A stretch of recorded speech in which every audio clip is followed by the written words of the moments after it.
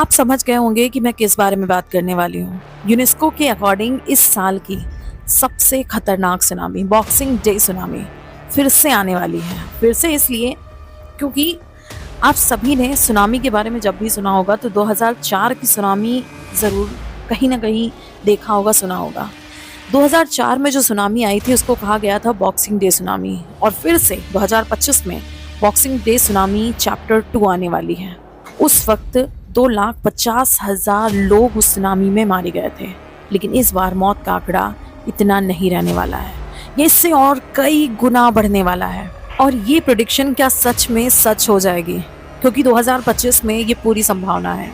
इसे ऐसे समझिए कि 2004 में जब बॉक्सिंग डे सुनामी आई थी, जिसका सोर्स इंडोनेशिया के इस रीजन में था, उसने आसपास के सभी तटों को पूरी तरीके से अपनी चपेट में ले लिया था। यहाँ तक कि इंडोनेशिया से कई हजारों किलोमीटर दूर, लगभग 8,000 किलोमीटर दूर, अफ्रीका के ईस्ट लंदन शहर के इस पूरे रीजन को तबाह कर दिया था, जो अब तक की सुनामी में आई सबसे डिस्टेंस तबाही थी।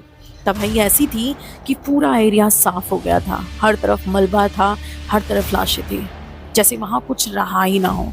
मतलब ये सिर्फ बॉक्सिंग सुनामी का झटका था। अब ईस्ट लंदन में जो सुनामी आई, जो झटके लगे सुनामी के, वो 1.5 से 2 मीटर के आसपास की वेव थी। और जो सुनामी का एपी सेंटर था, यानी कि इंडोनेशिया का सी रीजन, वहां पर वेव की हाइट इससे 5 गुना बड़ी थी, जो लगभग 10 मीटर के आसपास थी, यानी कि 3 मंजिला इमारत के बराबर। तो आप जरा सोचिए कि वहां का मंजर कैसा रहा होगा। उस सुनामी में 17 साल के बच्चे लड़के का ये कहना था कि उस सुनामी का बहाव इतना तेज था जिसकी वजह से वो बेहोश हो गया। बात ये थी कि जब मार्थोनियस अपने दोस्तों के साथ खेल रहा था उसी बीच पर, तो एक झटका महसूस होता है। ऐसा लगा कि भूकंप आया है, और थोड़ी देर बाद ये महसूस हुआ कि जैसे कोई प्लेन आकर जमीन में सीधे गिर गया हो। उसने अपनी जान बचाने के लिए वहां से वो अपने दोस्तों के साथ भागता है और एक कार के पीछे जाकर छिप गया। तभी मार्थोनियस बताता है कि एक काली सुनामी आकर उस कार को हिट करती है, जिसके बाद मार्थोनियस बेहोश हो जाता है। उसे जब होश आता है तो वो देखता है कि उसके आसपास मलबे के बीच में लाशें तैर रही हैं। वो उठता है, थोड़ी ऊंचाई पर जाता है और काफी सरवाइव करने की कोशिश करता है, कुछ खाता पीता है, एंड देन 21 दिन के बाद उसे वहां से रेस्क्यू किया गया। उस सुनामी में मार्थोनियस तो बच गया था, पर आपको पता है कि बॉक्सिंग डे सुनामी ने 12 और देशों पर अपनी ऐसी ही छाप छोड़ी थी। जिन 12 देशों पर ये तबाही दिखाई दी थी, ऐसी तबाही आज तक कभी कहीं नहीं देखी गई। अब 2025 में फिर से कुछ ऐसा होने वाला है, लेकिन इसके पीछे कारण क्या है? एक्चुअल में पैसिफिक रीजन में पूरा एक एरिया है। दरअसल समुद्र के हजारों किलोमीटर नीचे फायर जोन है, जिसे द रिंग ऑफ फायर कहते हैं। ये एक ऐसा रीजन है जहाँ कई सारे टेक्टोनिक प्लेट्स आपस में टकराते रहते हैं। इससे होता क्या है कि यहाँ कई सारे वॉल्केनिक उथल पुथल मची रहती है। और सबसे बुरी बात हमारे लिए क्या है, वो ये कि ये जो जोन है, एक ऐसा ही जोन मेडिटेरियन सी में एक्टिव हो चुका है, जो यूनेस्को के अकॉर्डिंग 3 कॉन्टिनेंट, 21 कंट्री और 40 से 50 शहरों को तबाह कर सकता है। और इससे भी ज़्यादा डरावनी बात ये है कि इसी रीजन के कारण कई कंट्री में सुनामी आती रहती है।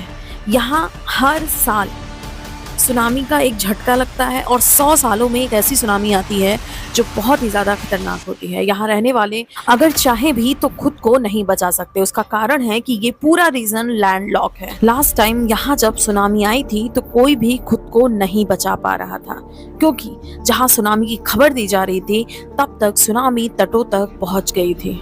पर इस बार फिर से कुछ होने वाला है इसी रीजन में। अभी हाल ही में टर्की में 2 बड़े भूकंप आए, जिसने टर्की के कई बड़ी बिल्डिंग्स को ध्वस्त कर दिया।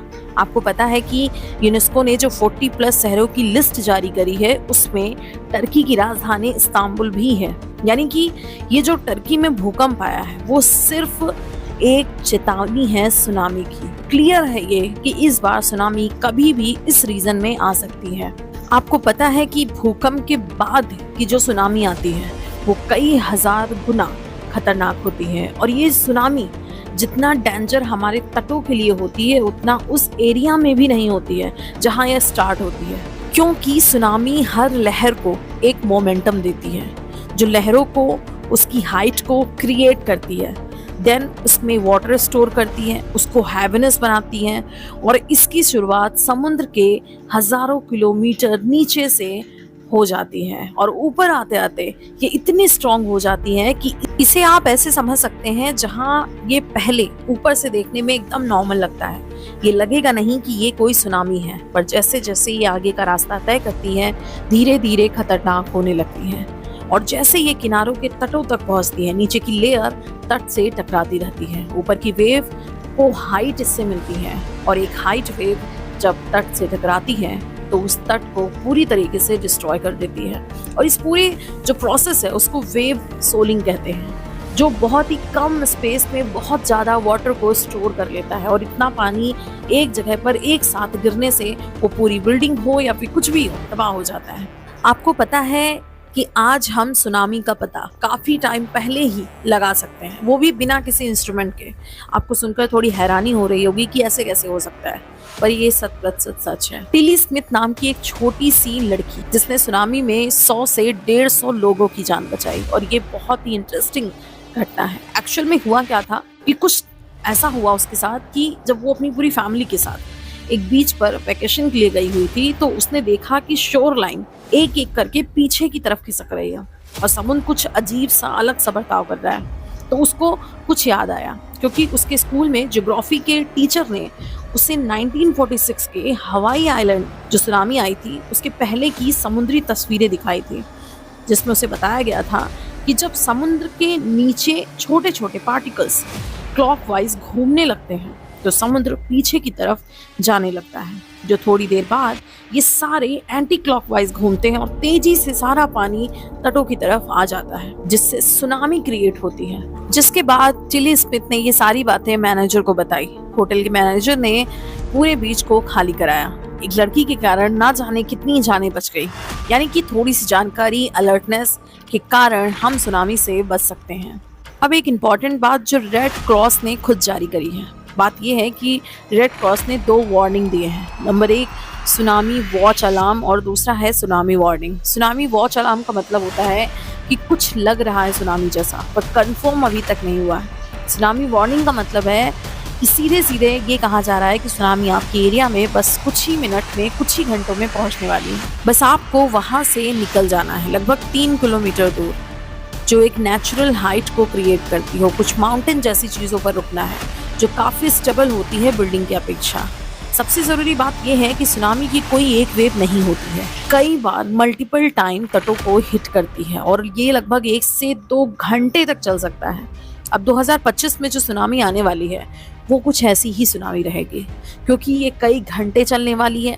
प्लस ये सुनामी बहुत ही हाई स्पीड में आएगी, हाई वेव के साथ आएगी और बहुत ज़्यादा वाटर स्टोर के साथ आएगी। पूरी दुनिया में जिस तरीके से 2025 के सुनामी को लेकर न्यूज़ आ रही है, जिस तरीके से चीज़ें दिखाई जा रही हैं, बताई जा रही हैं, वो बहुत ही ज़्यादा खतरनाक है, क्योंकि 100% श्योर है कि ये सुनामी 2025 में आएगी ही आएगी।